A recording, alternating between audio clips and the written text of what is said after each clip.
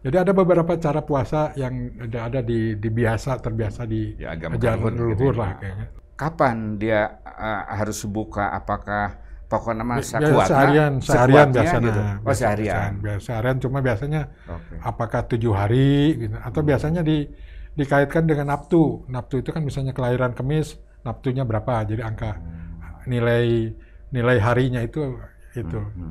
Jadi naftunya 7 ya 7 hari, kalau naftunya 6 ya 6 hari gitu ya. Nah ada puncaknya itu puasa mati geni.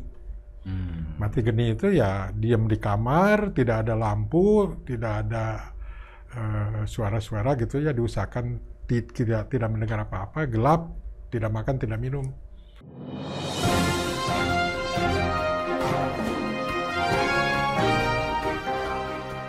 Jumpa lagi di Ruang Publik bersama DDM.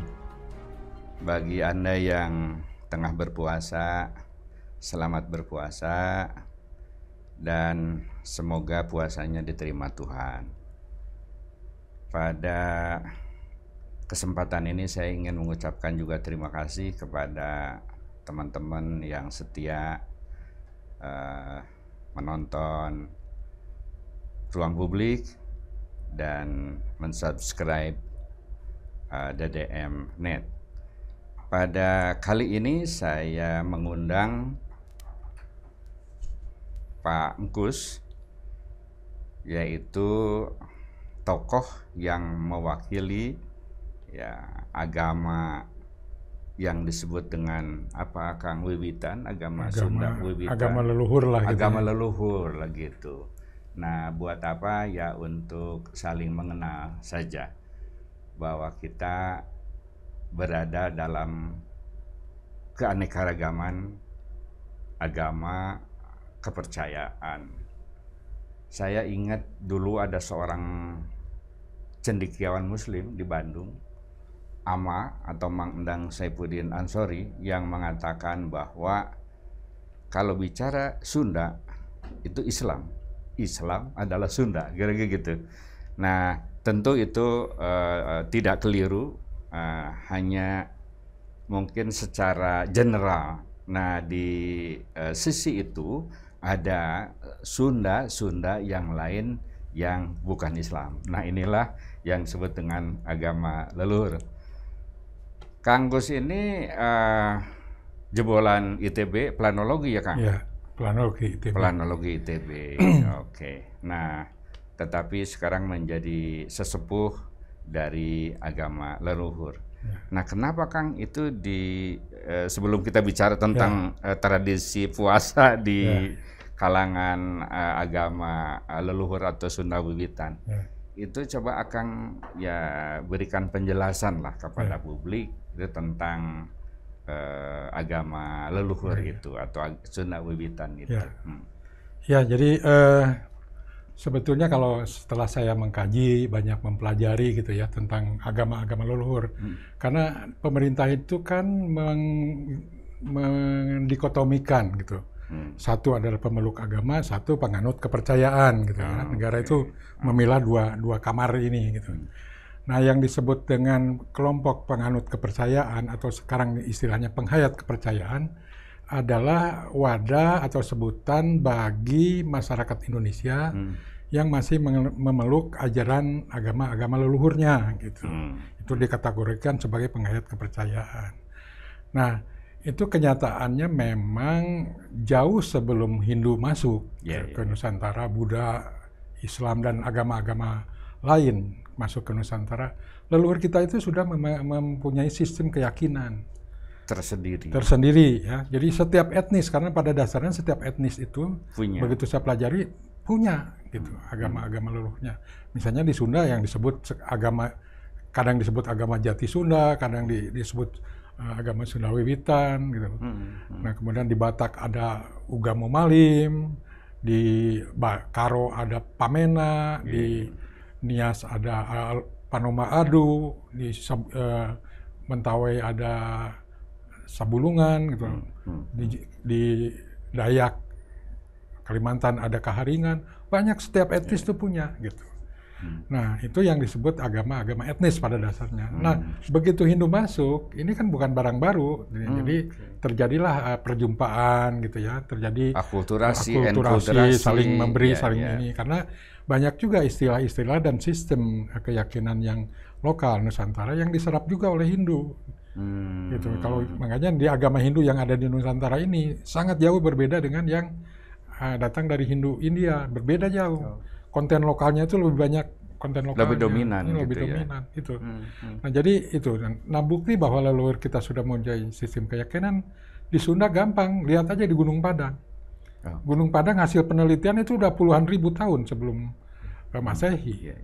Berarti kan puluhan ribu tahun sebelum Masehi leluhur Sunda itu udah punya sistem keyakinan. Itu gitu ya, ajaran-ajaran. Nah, jadi itu pun di Jawa juga sama ada. Banyak situs-situs yang membuktikan ribuan tahun sebelum Masehi itu ada sistem keyakinan. Begitupun di Minahasa, ada di Marapu, di Sumba, di Kalimantan tadi, di mana-mana, di Sumatera juga ada. Nah, bukti-bukti sejarah yang membuktikan ada sistem keyakinan di setiap etnis itu. Nah, jadi tadi terjadi perjumpaan sehingga warna kadang-kadang berbeda, ada percampuran warna gitu yang kadang-kadang ini dianggap salah, dianggap sinkretik atau dianggap itu ya. Padahal itu kan atau pengaruh tadi Hindu dan Buddha gitu. Nah, kan padahal itu yang hal yang tidak bisa dihindari karena terjadi perjumpaan gitu. Nah, kemudian masalahnya setelah kemerdekaan, masyarakat penganut ajaran-ajaran leluhur ini disudutkan, dimarginalkan. Dianggap ini belum berbudaya, dianggap ini belum beragama. Padahal sebetulnya sudah kalau dikaji, diperdalam, udah tinggi soal pemahaman spiritual itu. Cuma kan kebetulan kita ini, bangsa kita ini kan lama dijajah. Nah, ada kepentingan penjajahan bahwa ada teori konspirasi bahwa untuk menguasai suatu bangsa, satu negara, putuskan hubungan bangsa itu dengan leluhurnya. Buat supaya mereka tidak bangga dengan leluhurnya. Nah, dan juga supaya tidak ada rasa keterikatan yang dalam dengan tanah airnya, kan itu supaya mudah dikuasai. Kan teorinya itu. Nah, makanya dalam sejarah dibuatlah statement bahwa leluhur bangsa atau nenek moyang bangsa Indonesia itu adalah penganut animis, dinamis. Yang masih menyembah batu, masih menyembah pohon, menyembah roh gitu. Nah, ini kan dari sisi kacamata spiritualnya stereotip, dari kacamata spiritual itu masih rendah. Padahal kalau ditelusuri istilah-istilah yang maha kuasa juga sudah mencerminkan pemahaman yang tinggi. Misalnya menyebutkan Tuhan itu dengan Batara Seda Niskala misalnya. Seda itu kan Sang Hyang Niskala misalnya. Niskala itu, Nis itu kan gaib. Jadi bahwa Tuhan itu maha gaib. Disebutlah Sang Hyang Niskala. Punya pemahaman atau konsep bahwa Tuhan itu tunggal. Disebutlah Sang Hyang Tunggal. Tuhan maha suci. Tuhan itu maha berkehendak. Disebutlah Sang Hyang Kersa. Jadi kan sama monotisme sebetulnya kan gitu. Dan itu istilah-istilah yang baku, istilah kuno. Kalau kajian ilmiah mah kan ada revealed religion, ya, agama wahyu, ada worldly religion. Nah, worldly religion ini tadi memiliki konsep yang sama dengan revealed religion yang sumbernya adalah monotisme. Iya, gitu ya. Sebetulnya udah sampai ke situ. Nah, cuma tadi di stigma sebagai yang animis dan kemudian dibuat di dalam buku sejarah antropologi kan dan diajarkan kepada bangsa kita sampai sekarang. Sehingga siapapun yang pernah bersekolah mempelajari antropologi di dalam otaknya terstigma. Begitu ada orang yang menyatakan kami agama leluhur, wah ini animis, dinamis. Nah itu seperti itulah yang terpola. Tradisional gitu, tidak menggunakan akal. Masih gitu. Nyembah batu, masih nyembah pohon, masih nyembah keris, nyembah itu kan gitu. Padahal akang kurang apa? Pranologi ya, ITB rasional. Nah itu yang menyebabkan terstigma terus-menerus gitu, sehingga datang di pengambil kebijakan juga ada pengaruh-pengaruh yang dominasi agama tertentu, sehingga yang menganut agama leluhur itu direndahkan, sehingga dianggap ini belum beragama, dipaksa harus beragama kan gitu. Karena di Pancasila ketuhanan yang Maha Esa, sila pertama. Nah dianggap ini tidak beragama, tidak bertuhan katanya kan gitu. Jadi harus sama konsepnya. Padahal konsepnya itu. Jadi itu problem yang dihadapi oleh masyarakat penganut kepercayaan atau penganut agama-agama leluhur. Kang, balik lagi ke ini agama leluhur itu. Kalau dipisahkan dengan Buddha dan Hindu itu sebenarnya katakanlah pakai rujukannya agama besar, kan ada kitab sucinya, ada tokoh, kalau di ininya kan nabi. Nah di aliran apa? Di kepercayaan ini ya gimana? Nah sekarang konsepnya gini. Pertama karena memang dulu zaman budaya kan belum budaya tulis menulis ya, jadi lebih diajarkan secara lisan gitu dan dalam perilaku hidup keseharian. Nah pemahaman misalnya kitab suci apa? Ini dulu apa konsepnya atau definisinya apa kitab suci? Kalau di kami misalnya itu kitab suci itu adalah kumpulan tulisan Tuhan yang bisa dipelajari oleh semua makhluk, ya. Bukan hanya manusia. Semua makhluk. Ya, harus semua makhluk. Kalau itu memang tulisan Tuhan, apa itu? Alam semesta dan pengisinya. Orang bisa belajar ke gunung, orang bisa belajar ke pohon, orang bisa belajar ke lautan, dan semua makhluk kan mempelajari itu. Kan kita sering dengar misalnya ini mau ada gempa bumi atau mau gunung meletus, binatang udah pada tahu tuh. Nah itu kan hasil mempelajari alam. Jadi sumber ilmu itu kan alam semesta. Jadi tidak terbatas pada tidak teks. terbatas teks. Jadi justru teks konteks yang tidak tertulis itulah non-verbal gitu. Nah, jangan jauh-jauh mempelajari ke alam yang ada di diri aja. Kita bisa belajar dari mata, kita bisa belajar dari telinga. Oh, warna merah itu begini kata mata kan. Oh, warna kuning itu gini. Terus kata rasa yang ada di lidah, oh asin itu begini. Oh, pahit itu begini. Kan belajar dari diri kita itu semua, ya kan? Jadi ada mempelajari dari semua apa yang ada di kita, di diri kita dan ada di juga alam di luar, yaitu alam semesta secara keseluruhan. Sekarang kita misalnya dicubit, sakit, oh berarti itu dipelajari kan?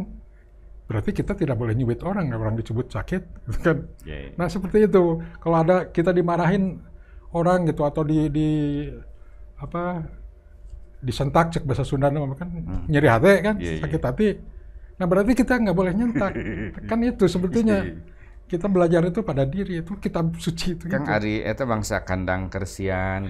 Nah itu memang ada itu sebetulnya bukan kita bukan istilahkan kitab suci ya, itu lebih kepada tuntunan gitu ya. Banyak sih tuntunan-tuntunan yang kalau ya menurut catatan kan ada ribuan naskah kuno yang ada di museum ya, yang belum dialih aksarakan, belum dialih bahasakan. Banyak itu. Banyak karena aksaranya masih aksara lama dan bahasanya juga bahasa lama. Nah kan sayangnya pemerintah kita kurang perhatian itu sehingga ahli filologi banyak yang nganggur. Tidak melakukan penelitian karena sumbernya karena nggak ada dibawa ke Holland gitu ya. Ya itu terutama itu kan yang ada di kita aja di museum ini misalnya di museum di Sri Baduga lah jangan jauh-jauh. Kan banyak itu. Tapi siapa yang mempelajari yang leken misalnya ngulik membuka mengalih aksarakan kan butuh dana. Tapi piloloh itu ada. Ada piloloh kita itu. Tapi kan tidak ada dana. Ada piloloh yang akhirnya jualan pakaian kok. Oh ya? Karena tidak dimanfaatkan untuk karena perhatian menggali negara pemerintah itu kurang. Gitu. Padahal kalau digali itu, nah bukti misalnya yang sudah terpublikasikan oleh Undang Darsa, terus Profesor siapa dulu tuh ada tim yang meneliti itu diantaranya Siksa Kandang Karesian, terus ada Sewaka Dharma, terus ada Amanat Galunggung. Nah di Sewaka Dharma misalnya itu isinya ternyata tuntunan bagi orang yang akan meninggal. Oh gitu. Iya, di situ ada tuntunan nduk, Kalau di Islam tuh ada talqin gitu ya. dia jadi buyung gitu ya. Lamun mana yang meninggal gitu. Jadi kalau kamu nanti meninggal, kamu akan menemukan misalnya ketemu istana yang serba merah. Di situ tiangnya terbuat dari tembaga, kainnya beludur merah katanya. Nah, terus itu tempatnya Sang Hyang Wisnu, Sang Hyang Brahma kata dia. Nah, itu kan ada pengaruh perasa Hindu ya di Brahmanya. Nah, tapi kamu akan lewati ini, tapi itu bukan tempat kamu pulang nanti katanya. Kamu harus lanjutkan perjalanan. Nanti ketemu istana yang serba putih. Tempat Sang Hyang Iswara katanya di situ. Semua tiang terbuat dari perak, lantainya lantai marmer putih. Nah, gambaran surga. Iya. Nah, tapi itu juga bukan tempat kamu nanti ini. Jadi mengelambangkan ke merah, ke putih, ke kuning, ke hitam. Gitu. Hitam kan Batara Wisnu. Yang artinya begitu saya pelajari di situ di buku itu nggak muncul ya. Tapi hasil kajian kami dari sisi spiritual, oh berarti ini teh kalau pulang itu bukan ke api, bukan ke angin, bukan ke air, bukan ke bumi. Karena itu adalah asal raga, bukan asal kamu, bukan asal ingsun. Nah ingsun itu harus kembali ke Tuhan. Itu tuntunannya. Ke Yang Maha Tunggal. Ke Yang Maha Tunggal. Nanti ketemu dengan Batara Sri Pohaci katanya. Itu juga jangan, karena kalau di situ masih kemungkinan kamu masih ada mengalami pengulangan hidup gitu.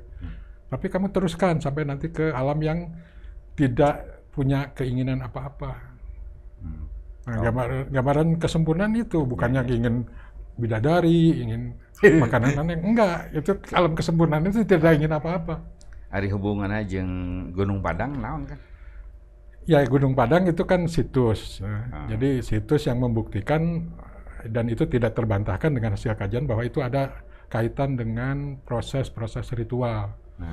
Karena itu kenapa ada di ketinggian? Karena punya konsep Tuhan itu adalah yang maha tinggi. Jadi sedekat mungkin, setinggi mungkin kita. Kalau beribadat itu akan makin tinggi kan makin cepat itu berhubungan dengan yang suci. Dan itu tradisi ya nenek moyang leluhur-leluhur itu ya beragama meskipun misalnya agama-agama besar itu belum ada. Itu puluhan ribu tahun kok. Jadi jelas bahwa kita udah lebih duluan gitu ya dibanding yang Mesir juga itu udah duluan kalau dilihat. Nah jadi seperti itu. Nah sekarang ini yang kita ingin bicarakan topik utamanya ini soal tradisi puasanya nih. Nah di kalangan agama katakanlah Sunda Wiwitan atau agama nenek leluhur itu tradisi apa yang dilakukan? Ya sebenarnya kita juga ada yang mengenal soal puasa itu. Ya. Tapi sebetulnya kan hakikat puasa itu apa gitu ya? Karena puasa itu kan pada dasarnya adalah menjaga kebersihan diri gitu. Kan kalau puasa itu latihan gitu ya. Jadi tapi intinya puasa itu menjaga kebersihan diri terus dengan berbuat yang baik-baik gitu ya. Menjaga ceksunama, jaga ucap, jaga tekad, jaga lampah. Karena itu baik atau buruk itu tergantung yang tiga itu unsur. Jadi ucap, tekad, lampah kalau bahasa buhunnya. Bayu, kedap, sabda, hedap. Apa itu? Bayu? Bayu itu perilaku. Kekuatan bayu ya. Kalau sabda itu kan ucap. Bayu, sabda, hedap. Hedap itu tekad. Jadi tekad atau spirit lah gitu ya. Itu. Nah itu yang harus dijaga. Nah kalau itu hakikat itu berarti kan sebetulnya bukan pada bulan tertentu. Kan harus seumur hidup. Sepanjang kita hidup kan ya harus itu kan menjaga kebersihan diri, menjaga ucap, tekad, lampah, berbuat sebaik mungkin kan itu. Jadi kalau di Islam itu ada puasa sunat, puasa wajib, tapi di agama katakanlah di leluhur itu intinya adalah sebenarnya sama tujuannya, yaitu di Islam itu kan tazkiyatun nafs, membersihkan diri. Itu juga sama. Ya itu, kan, jadi gitu. dan itu harus seumur hidup. Dan gitu itu ya. harus seumur hidup. Terus Tapi menerus, setiap kalau hari. tuntunannya ya hanya tuntunan sederhananya jaga diri hidup atau diri kamu, jaga sangka supaya cager, supaya sehat. Karena kalau sudah cager segala enak. Oh, gitu segala ya. ngena gitu. Mun cager pasti segala ngena. Jadi badan cager mau makan nasi sama garam aja enak kok. Mau minum segala enak, mau tidur enak, mau jalan-jalan enak, itu kan kalau diri cager, sehat. Nah, pasti segala ngeunah cenah. Terus jaga kalakuan sangkan bager supaya serba genah. Ya kan kalau ada laku kita baik, kan orang tidak akan memusuh kita. Kan enak, nyaman gitu kan. Jadi pembersihan diri itu mulai dari batin, kemudian lahir lah, lahir gitu, kemudian juga berimplikasi secara sosial. Gitu. Jadi cager, bager, bener, nah bener pamilihna. Jadi mana anu kudu ditinggalkan, mana anu kudu diambil, nah itu kita harus pinter milih-milih itu. Nah, jangan Kang, itu ada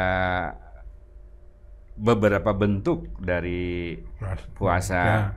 Nah itu soal puasa. Puasa itu kan di ajaran leluhur kita tuh ya umumnya ajaran leluhur ya bukan hanya Sunda. Mengenal bahwa diri kita itu kan ada lahir, ada batin, ada ingsun kan. Ingsun itu yang menggunakan. Jadi kayak lahir ini kan wujudnya ini lahirnya kan. Tapi kan geraknya itu batinnya atau rasanya atau apa namanya.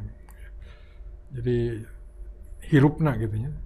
Nah ini kan tangan dengan fisik, dayanya ini kan tergantung ingsun. Mau dipakai mukul nggak akan nolak, dipakai ngelus tidak akan nolak kan gitu. Itu tergantung ingsun. Ingsun yang bertanggung jawab tadi. Niat gitu ya. Jadi si akunya, sang akunya. Nah jadi tadi ada raga, ada rasa gitu ya. Nah tentu ini kan harus dilatih. Kalau olahraga kan lewat silat, lewat main pom, lewat apa kan, itu olahraga. Olah rasa kumaha. Nah olah rasanya itu salah satu adalah dengan puasa tadi. Puasa sifatnya yang tadi menahan tidak makan tidak minum misalnya kan. Jadi ada beberapa cara puasa yang ada terbiasa di ajaran leluhur lah kayaknya.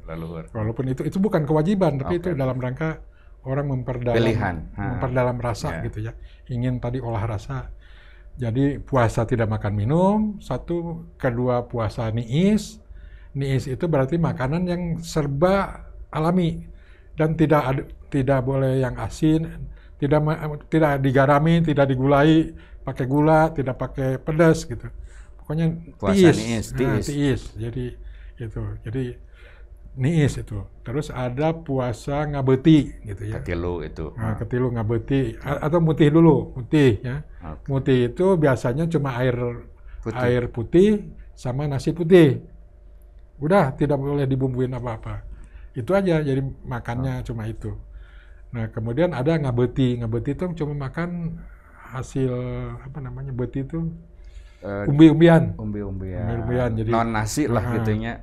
Tidak bukan nasi gitu. Bukan nasi tapi yang dari bumi gitu. Jadi boleh pakai talas, sampe, hui, nah itu ubi, gitu tanpa nasi, tanpa yang lain gitu ya. Nah, kemudian ada ngabeuti tadi, terus ada ngadaun. Ngadaun ya dedaunan aja makanya, sayur-sayuran gitu. Terus ada lagi yang ngabuah ya buah-buahan aja, tanpa nasi, tanpa ubi-ubi. Yang satu tadi puasa tidak makan tidak minum. Tidak makan tidak minum. Takes kedap. Eta teh kapan dia harus buka? Apakah pokoknya mah seharian biasanya gitu. Seharian cuma biasanya apakah 7 hari gitu, atau biasanya dikaitkan dengan naftu. Naftu itu kan misalnya kelahiran Kamis, naftunya berapa, jadi angka nilai harinya itu. Jadi naftunya 7 ya 7 hari, kalau naftunya 6 ya 6 hari gitu ya. Jadi tergantung naftu dari hari kelahiran biasanya gitu. Nah, jadi yang itu kedua yang tadi mau puasa itu mau niis, mau mutih, mau ngadaun, ngabeuti itu tergantung. Jadi itu sekuat sekuatnya ya, gitu, baru dan buka ya, dengan nasi tanpa apapun. Iya, ya baru buka itu. Berat. Iya, makanya. Nah, dan yang paling berat itu yang paling biasanya kalau yang tadi udah pernah dilakukan, yang niis, ngabuti, ngadaun gitu. Nah, ada puncaknya itu puasa mati geni. Mati geni itu ya diam di kamar, tidak ada lampu, tidak ada suara-suara gitu ya, diusahakan tidak mendengar apa-apa, gelap, tidak makan, tidak minum. Nah itu mau sehari, mau 2 hari, mau 3 hari itu sekuatnya. Kadang-kadang juga karena itu lebih ke melatih atau mencoba berhubungan dengan kuasa Tuhan gitu ya, dengan harapan ada petunjuk biasanya gitu. Nah, itu di agama leluhur itu atau Karhun itu ada yang disebut uga itu, Kang. Itu ada kaitannya nggak dengan tadi? Iya, uga itu kan inspirasi. Tentu akan diterima oleh orang-orang yang secara spiritual udah mumpuni kan. Nggak mungkin uga datang dengan orang yang tidak suci, gitu, tidak suci, tidak bersih gitu ya. Dan itu dengan cara puasa itu tadi ya. Itu latihannya puasa itu. Nah, setelah itu kan udah bisa menjaga tadi puasa seumur-umur gitu, yang menjaga laku, menjaga ucap, menjaga tekad itu. Nah, terus berbuat baiklah dalam keseharian. Mungkin saja ada itu petunjuk-petunjuk yang sifatnya misalnya tuntunan gitu ya. Bahkan juga untuk keselamatan, biasa kalau mau ada bencana, ada apa gitu, ada petunjuk, kamu harus gini atau kamu harus kemana gitu. Nah itu mungkin terjadi. Kang Ari Prabu Siliwangi itu sebagai apa di pemahaman agama leluhur? Ya, Prabu Siliwangi itu kan ya kita menghormati dia sebagai salah satu tokoh ya. Tokoh leluhur kita. Karena pada zaman beliau lah mencapai masa keemasan dari orang Sunda kan. Keemasan dari baik itu dari sisi kenegaraan gitu ya, kebangsaan maupun dari sisi spiritual. Nah, jadi itu sebetulnya jadi tokoh yang sangat dihormati lah ya. Ada pesan yang ingin disampaikan yang selama ini mungkin jadi unek-unek? Ya intinya ini, karena tadi saya bilang penganut agama leluhur itu memiliki warisan stigma gitu, yang menyebabkan kita diperlakukan diskriminatif oleh negara, dan ini lagi terus kita perjuangkan karena kita pernah tidak bisa kawin kalau tidak numpang di agama yang dari luar. KTP ya, KTP tidak boleh ini, jadi dipaksa harus ngaku agama walaupun tidak keyakinannya di situ gitu. Tidak bisa masuk TNI, tidak bisa masuk pegawai negeri ya. Semua masuk itu layanan hak sipil itu hilang dulu. Nah, itu diperjuangkan lama gitu ya. Dan juga mengalami pasang surut. Zaman Orde Baru pernah diberikan, kemudian hilang, kemudian ditutup sama sekali, terus kita berjuang lagi setelah masa reformasi, dan secara bertahap juga diperoleh kembali. Kawin sudah boleh, KTP sudah boleh lagi, identitasnya jadi kepercayaan gitu. Oh, itu kontroversi KTP akan menghilangkan agama itu mungkin salah satunya gitu supaya semua diakomodir gitu ya. Iya, karena sebetulnya kan di konstitusi kita kan seharusnya menjamin, dan itu hak dasar di dunia, itu meyakini keyakinan agama itu di dunia itu ya. Nah, kalau misalnya akhirnya yang diaku cuma 6 agama saja, misalnya kan cuma Islam, Kristen, Katolik, Buddha, Hindu, Konghucu, yang lain gimana? Kan ada juga agama Bahai, ada agama Yahudi, ada agama Tao, ada Sikh yang luar ya. Belum agama-agama leluhur, ada yang Kaharingan, ada agama Malim, ada Marapu, segala. Nah ini kan harusnya negara mengayomi semua. Kan yang harus dijaga itu jangan sampai melanggar undang-undang yang sifatnya universal kan gitu. Itulah obrolan saya dengan Kang Kus. Banyak hal yang belum kita ketahui, sekarang kita tahu tentang agama yang dianut oleh saudara-saudara kita yang lain. Semoga bermanfaat untuk kita semua sebagai pencerahan. Sampai jumpa.